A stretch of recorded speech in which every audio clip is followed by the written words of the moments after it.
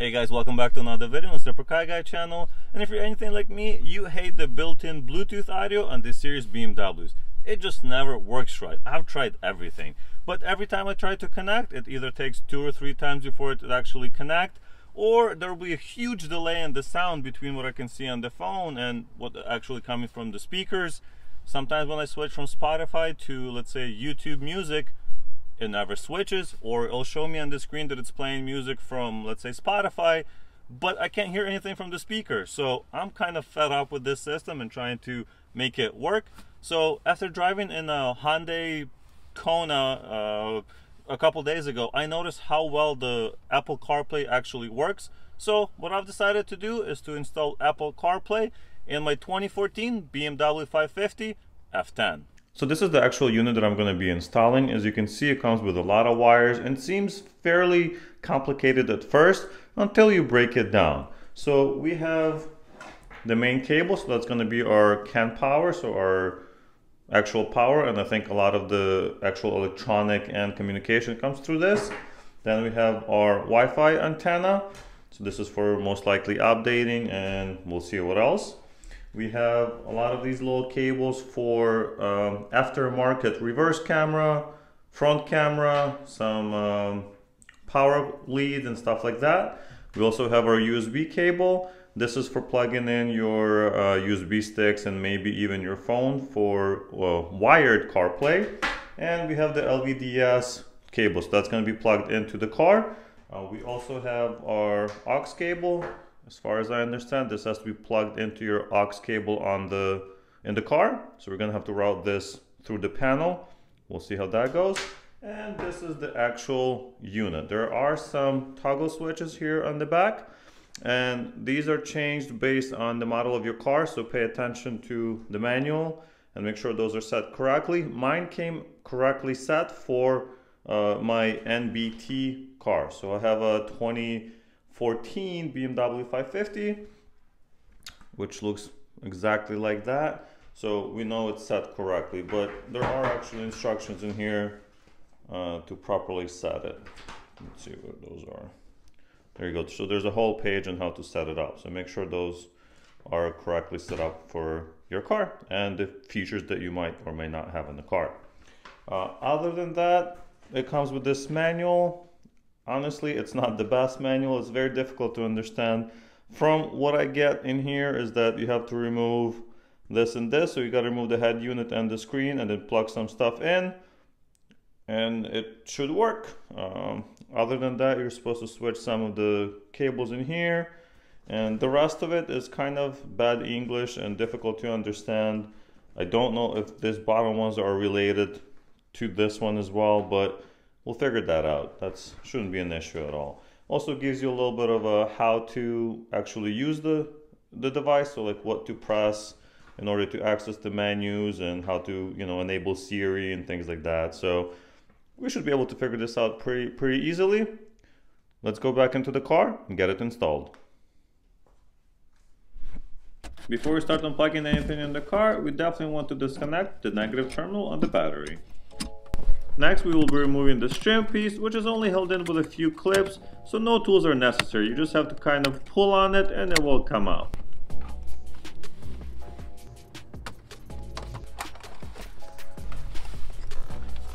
So I just had to disconnect 3 little connectors, one in here, and then one over there. And then the whole panel came out.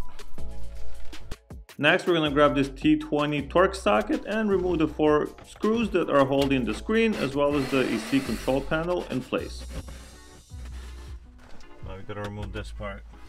Now that both of the screws are removed, all you have to really do is kind of pull on it until it pops out. You have to be careful, of course, you don't want to pull too hard and break something.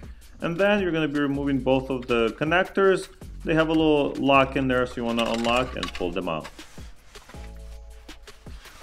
Using the same T20 torque socket, we're going to remove an additional 4 bolts and pull out the head unit.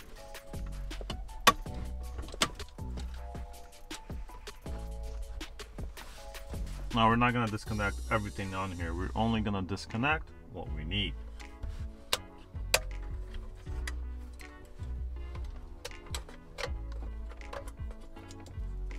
this is our main connector that we need. I'm just lifting up this tab and pulling these two green wires out. And now we're going to install them on the same connector that came with the device. That just goes in there. Just like that. We may need to give us a little bit of slack here by removing this shielding.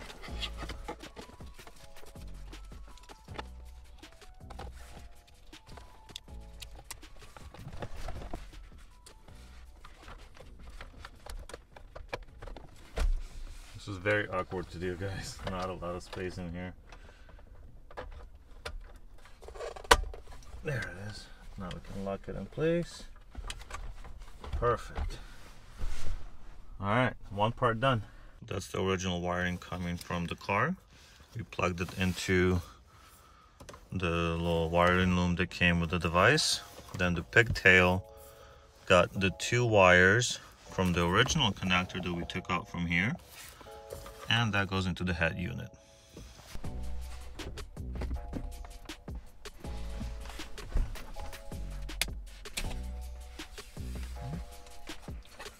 That's out.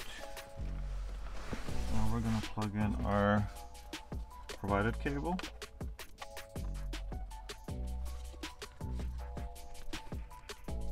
Okay, that clicked in. Perfect. I'm actually going to route this cable underneath so I can hide the unit somewhere in there. Just to make it absolutely clear, the cable that I'm moving around right now, that's our LVDS in, so that's coming from the car into the device, and then another cable which looks exactly the same goes from that little device into the screen. I think that may be good enough. And then further, perfect. I think that's what we need. This is our Wi-Fi antenna. I'm just gonna connect that, oh, probably somewhere over here. It's nice and at the top.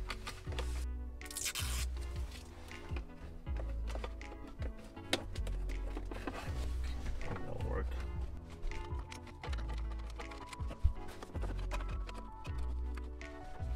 Here I'm just routing the USB cable into the glove box compartment. I didn't want to put it anywhere else as I thought this would be the most convenient and you can easily hide it in there. There was actually a hole already there where I could easily fit the cable through and just leave it in there.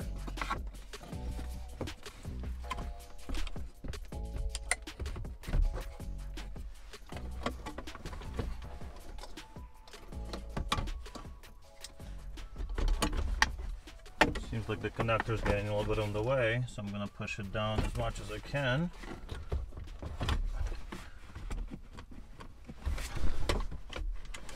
That'll work. Okay, well, everything is installed, so I think it's safe to plug some of this stuff back in temporarily. Well, not even temporarily, just plug it in, turn the car on, and see if it works before I reassemble everything else.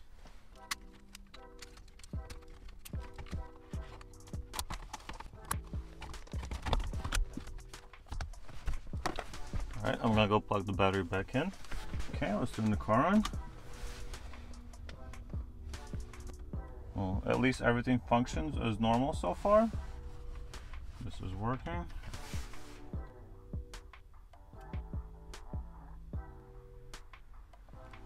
Alright, something is working. Well, this is progress. I'm already kind of getting excited. Now it looks like it's time to set up our CarPlay and see that all the audio is working, everything is working, and I'll just reassemble everything after. Well, I have played with this for a few minutes now, and guys, I love it. It works great. I haven't found any issues so far, so I tried calling, sending text messages, Siri, playing music. There's a tiny bit of delay when playing music, but that's not that big of an issue. It works much better than the original system in this car. I also tried AirPlay, so that's when you like copy the screen of your phone onto this, and that works surprisingly well. There is no delay at all, so you can, when you're parked, of course, you can watch YouTube, movies, whatever you like. Love it.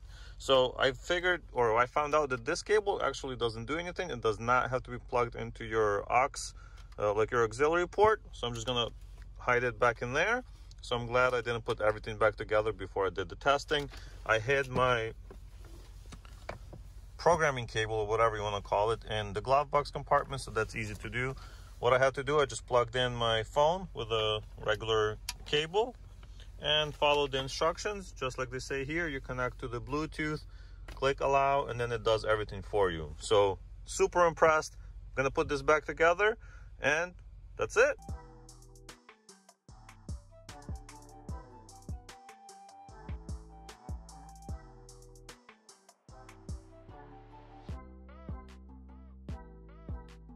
Well, I put everything back together, and honestly, it wasn't that bad. I was just going a little bit slow just to make sure I don't scratch anything or don't break any of the clips, but it works well, and I'm very, very happy that I spent the $250 or whatever it was to get this installed. No longer do I have to deal with those stupid delays and issues and not be able to play my music. Works great. So I'm gonna explore it a little bit more and then probably finish the video with my final thoughts. So it's been about a day and about 50 miles of driving, and honestly, I love this thing. It works really well. I especially like this view where I have my map on the left and I have whatever I'm playing on the right. You have your little shortcuts on the left side as well. You can also click menu here to go back to the menu. So it takes you to the regular one. So you can go between this one and the other one. So you can go between the two. And then you have all of your apps. Everything works well. If you want to go back to the original system, you just use this icon, you use the BMW icon, and you have all the other stuff that you can use as well. You can even have your spot here or your Waze or Spotify, whatever it may be. It works well. I have had a couple of times where I had to, it actually wouldn't connect. So I was trying to figure out why isn't it connecting, what's the issue. And what it turned out to be is that my phone would automatically connect to the BMW Bluetooth. So what I had to do is actually click forget this device and the settings on my phone. Once I've done that, I haven't had any issues, and it connects as soon as I turn the car on. Well, it takes about 2 seconds for it to actually load and everything, but within 5 seconds, you're fully operational and the music is playing. So thank you guys so much for watching. I really appreciate it. If you'd like to purchase one of these kits yourself, check out the links in the description. I also have links for the tools. Anyway, thank you for watching. I'll see you in the next one. I know I keep saying Apple CarPlay, but this device does allow you to do AirPlay as well as the Android car auto system, whatever that is. I'm not really familiar with it, so keep that in mind.